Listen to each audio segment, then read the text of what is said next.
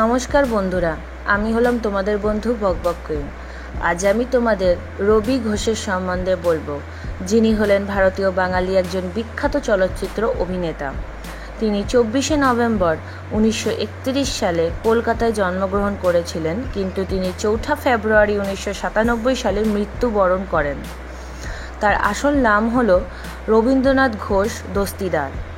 1949 সালে তিনি south সুবর্ধন main school থেকে ম্যাট্রিক পাশ করেছিলেন।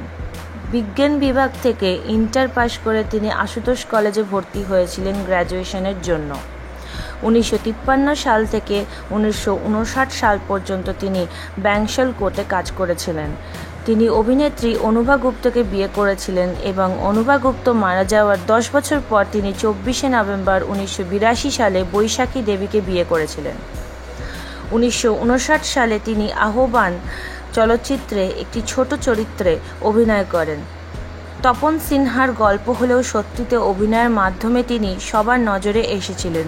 1968 সালে প্রখ্যাত চলচ্চিত্র নির্মাতা সত্যজিৎ রায় নির্মিত গুপি গাইন বাঘা বাইন চরিত্রে তার অভিনয় চলচ্চিত্র জগতে একটি মাইল ফলক।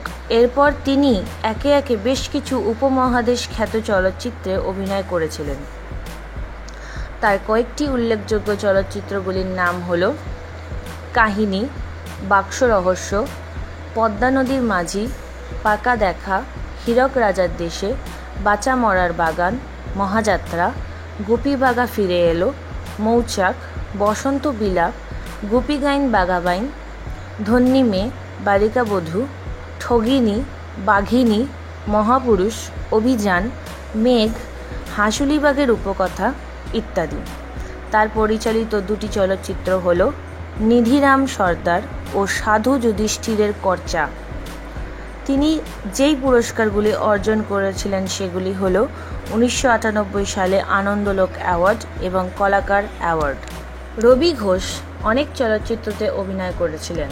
সেই চলচ্চিত্রগুলি আমাদের জন্য অনেক বড় উপহার ও আনন্দ। ভবিষ্যতেও আমরা এই চলচ্চিত্রগুলি উপহার ও আনন্দ হিসেবেই পাব।